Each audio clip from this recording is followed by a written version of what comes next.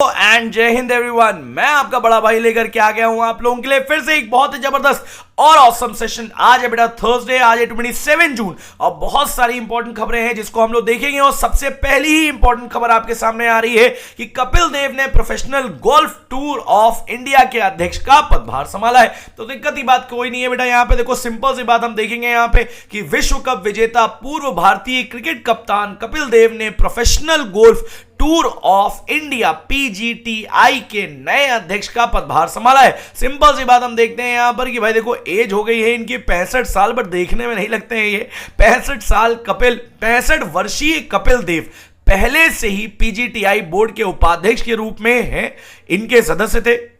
उन्हें सर्वसम्मति से चुना गया है, वे मौजूदा HR श्रीनिवास का स्थान लेंगे। तो सिंपल सी बात आपको याद रखनी है कि कपिल देव को professional golf tour of India के अध्यक्ष के रूप में नियुक्त कर दिया गया। ठीक है, तो सिंपल सी बात वही चीज बेटा, क्वेश्चन यहां पर भी दिया हुआ है। और अब हम बात करेंगे आगे, तो देखना शुरू करते हैं। देखो बहुत ध्यान समझिएगा, नेक्स्ट आपके सामने न्यूज आ रही है क्या कि श्रीलंका, बहुत ध्यान समझिए, श्रीलंका अलग है और श्रीलंका ने भारत और जापान के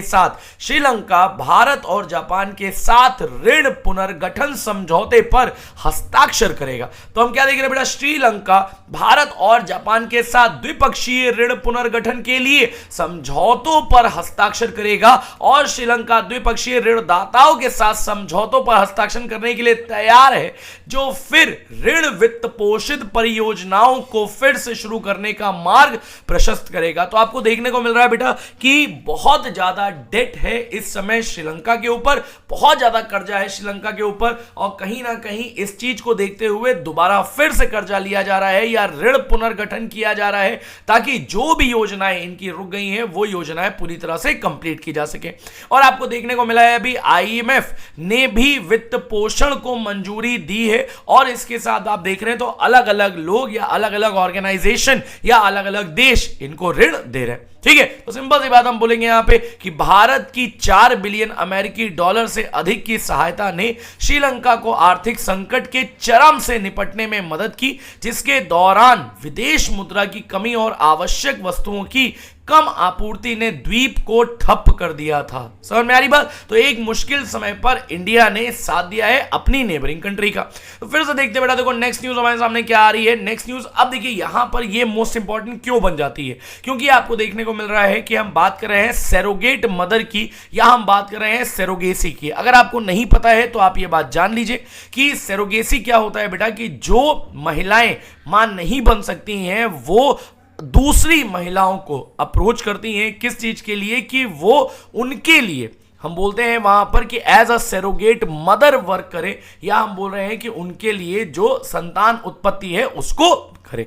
ठीक है, तो हम देखते हैं बेटा केंद्र सरकार ने सैरोगेसी के मामले में कर्मचारियों को 6 महीने का मातृत्व अवकाश देने के लिए नियमों में संशोधन किया है। तो हम देखेंगे यहां पर क्या, बहुत ध्यान समझिएगा इस चीज को, बहुत इंपॉर्टेंट है ये क्या चीज, कि केंद्रीय कार्मिक मंत्रालय द्वारा अधिसूचित संशोधित नियमों में कहा गया है कि सैरोगेसी के मामले में, बहुत ध्यान समझिए इस बात को, सैरोगेसी के मामले में सैरोगेट के साथ साथ 2 से कम जीवित बच्चों वाली कमीशनिंग मां को 180 दिन का मातृत्व अवकाश दिया जा सकता है, यदि उनमें से कोई एक या दोनों सरकारी कर्मचारी हैं। समझ में आ रही बात? तो बहुत सिंपल सी बात बेटा यहां पर आपको देखने को मिलेगी। और इसके बाद आप देखेंगे यहां पर तो वही चीज यहां पर लिखी हुई है पूरा, कि केंद्र ने सैरोगेसी के माध्यम से बच्चे पैदा करने की स्थिति में महिला सरकारी कर्मचारी को 180 दिन का मातृत्व अवकाश लेने की अनुमति देने के लिए नियमों में संशोधित किया। अब इसके बाद इसमें और भी इंप्रूवमेंट जो होते हैं वो हम डेफिनेटली नेक्स्ट वीडियोस में देखते जाएंगे। अभी इतनी इंपॉर्टेंट न्यूज है इससे जो मैंने आपको बताई है। फिर से नेक्स्ट चीज की तरफ चलते हैं हम लोग, हम आ रहे हैं बेटा गोज यू की तरफ। और गोज यू क्या है बेटा, तो याद रखिएगा GOES का फुल फॉर्म क्या है, जियो stationery operational environmental satellite you. तो आप देखेंगे यहां पर क्या देख रहे हैं बेटा, हम लोग गोज यू की बात कर रहे हैं। और ये अब बहुत इंपॉर्टेंट चीज क्या आती है इसमें, ये आती है कि गोज यू क्या है बेटा, goes you national oceanic and atmospheric administration NOAA और नासा की गोज आर सैटेलाइट श्रृंखला का चौथा और अंतिम उपग्रह। अब देखेंगे यहां पर हम, तो चौथा और अंतिम उपग्रह क्या है बेटा, इसे फ्लोरिडा के कैनेडी स्पेस सेंटर से लॉन्च कॉम्प्लेक्स से स्पेसएक्स के फॉल्कन हेवी रॉकेट पर भू स्थिर कक्षा में ले जाया गया।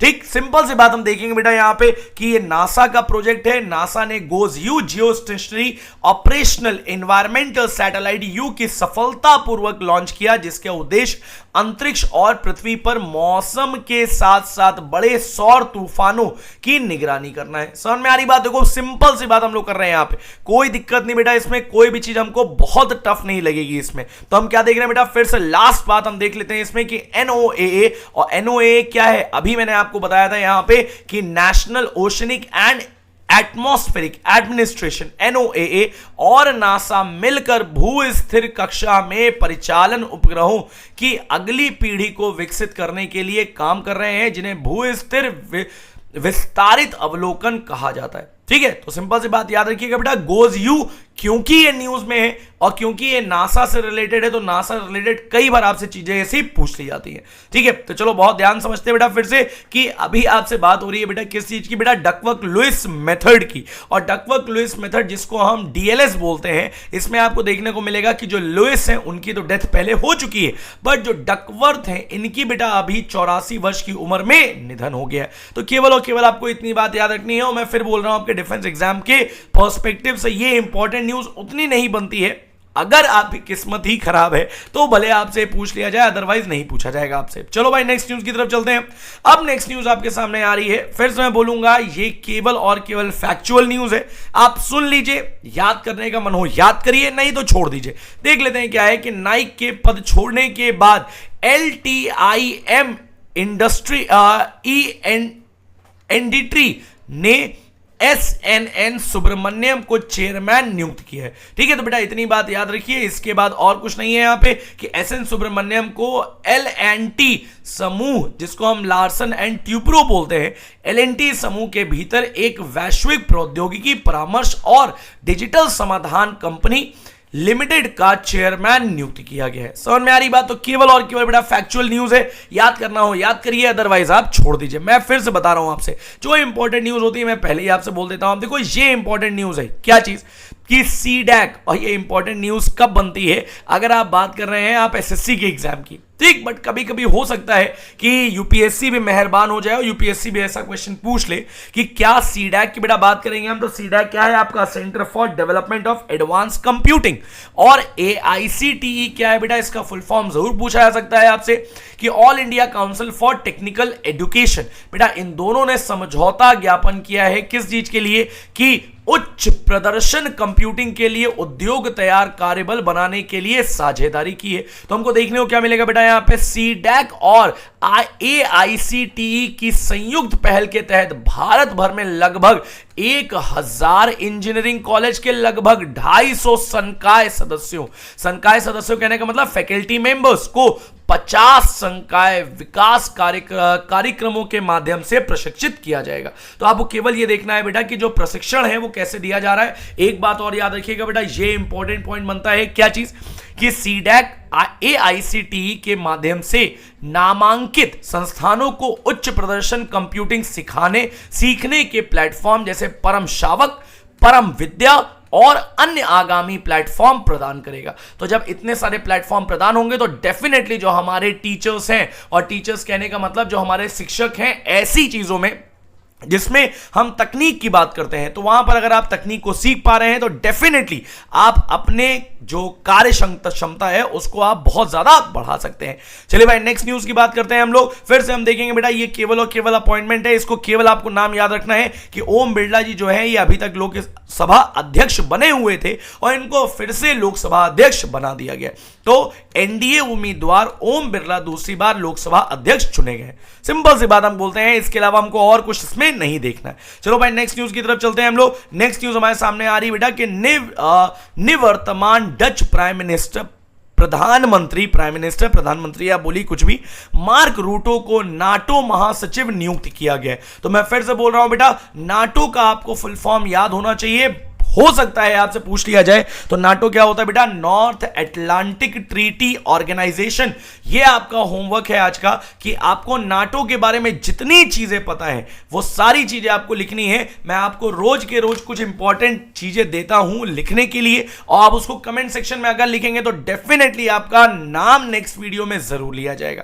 ठीक है, तो देखना है बेटा कि यहां पे आप देखेंगे रूटो की नियुक्ति पर नाटो राजदूतों ने ब्रुसेल्स में 32 देशों के गठबंधन के मुख्यालय में एक बैठक के दौरान मोहर लगाई। समझ में आ गई बात? तो इतना याद रखना है आपको कि नाटो के जो महासचिव है वो कौन है अभी? तो ये है आपके निर्वर्तमान डच प्रधानमंत्री मार्क रूटो। चलो भाई नेक्स्ट न्यूज की तरफ चलते हैं हम लोग। नेक्स्ट न्यूज हमारे सामने आ रही बेटा, यहां पे आखिरी न्यूज है आज की कि ऑस्ट्रेलिया ने इसरो की वाणिज्यिक शाखा के साथ $18 मिलियन का समझौता किया है। इतना बड़ा समझौता है और किस चीज के लिए किया है कि बेटा ऑस्ट्रेलियाई सरकार ने भारतीय अंतरिक्ष अनुसंधान संगठन इसरो, अब देखो यहीं पर तुम्हारे लिए आ जाता है, देखो इसरो के बारे में इतना तो लिखा हुआ है बट इसरो कितने तरह की सैटेलाइट्स लॉन्च करता है? PSLV का फुल फॉर्म लिखेंगे आप, GSLV का फुल फॉर्म लिखेंगे आप, और इसके अलावा बेटा एक और चीज है जिसको हम बोलते हैं SSLV, इसका भी फुल फॉर्म आप लिखेंगे, और जितनी इंफॉर्मेशन आपको पता है इसके बारे में वो सारी इंफॉर्मेशन आप लिखेंगे। तो हम देखते हैं यहां पे कि ऑस्ट्रेलियाई सरकार ने भारतीय अंतरिक्ष अनुसंधान संगठन इसरो की वाणिज्यिक शाखा न्यू स्पेस इंडिया लिमिटेड के साथ $18 मिलियन का समझौता ज्ञापन किया है।